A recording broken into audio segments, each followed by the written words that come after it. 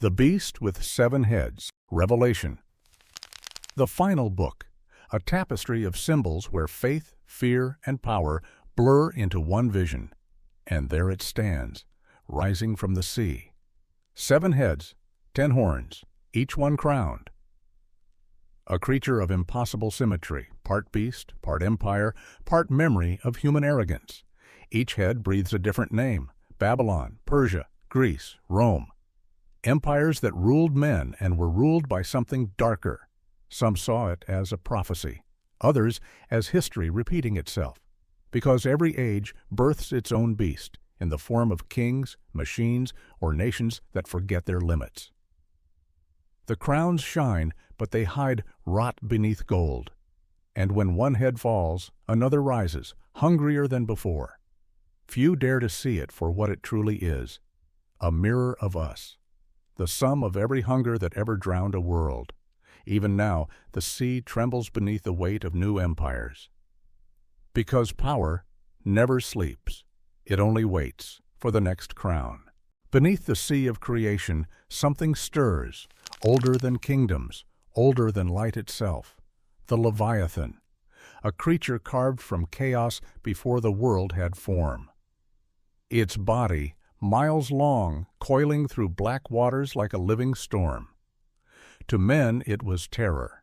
To the divine it was balance, the necessary shadow that holds the world together.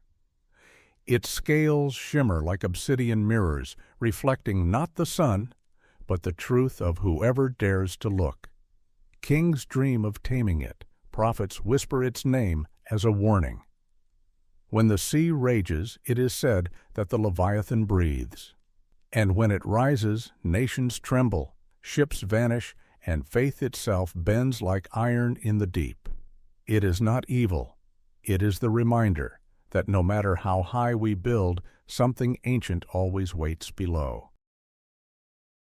Where the Leviathan ruled the deep, the behemoth claimed the land, a creature of stone and muscle, the pulse of the earth itself. It moves through the plains like thunder given flesh. Each step reshapes valleys, each breath bends the trees. Its strength was said to rival the mountains, and its settlements the grave. Ancient texts call it untamable. No blade pierces its hide, no chain can hold its will. It drinks from the rivers and leaves them dry, a god among beasts. But the behemoth was not born to destroy. It stands as the balance to the Leviathan, the earth answering the sea. When prophets spoke of its coming, they said the ground would remember its name. And when the last age ends, it will rise once more, not in rage, but to remind creation that it still stands upon something ancient and awake. Long before beasts walked the land or kings claimed the earth, there was the serpent, the whisperer, the first to twist truth into shadow. It slithered not through grass, but through thought, coiling around the hearts of those who listened too long.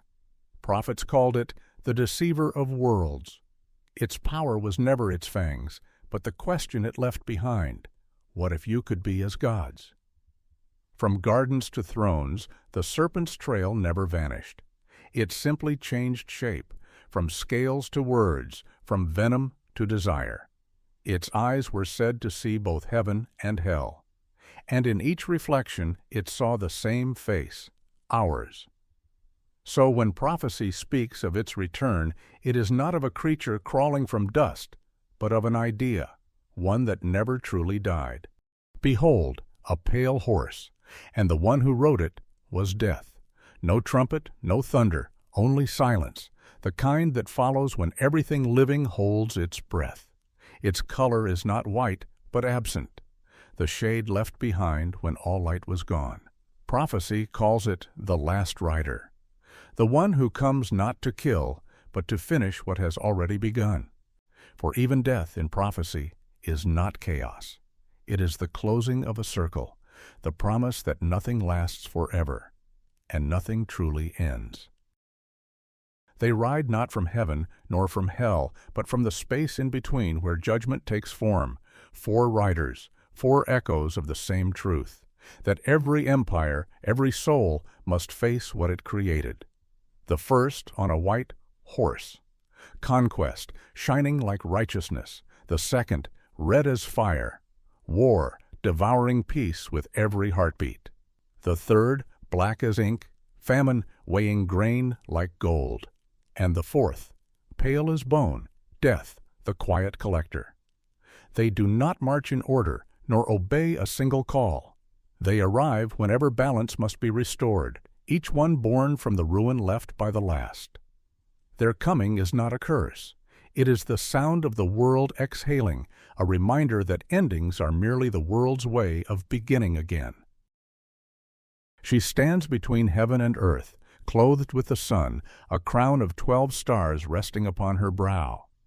She is not a queen of nations, but a symbol older than any kingdom, creation itself in its purest form. The moon lies beneath her feet, and in her arms she carries a promise, a child of light, destined to face the darkness that devours worlds. The prophets wrote of her as both mother and mystery, a vessel through which divinity remembers its human heart. Yet as she rises, a shadow coils in the sky, the dragon of fire waiting to consume what she brings forth. She does not flee, because the sun she wears is not warmth, it is defiance. It rises from the blaze, a dragon of fire, vast as the sky itself. Its wings stretch from horizon to horizon, each beat scattering sparks like falling stars. In prophecy, it is not merely a creature, but the embodiment of rebellion, the echo of every heart that once defied the heavens. Its tail sweeps a third of the stars from the firmament. They do not fall, they follow, flames that chose shadow over light. Yet what terrifies the world is not its roar, but its purpose. For the dragon does not seek to destroy the woman, nor the child she bears, but the order that dares to call itself divine.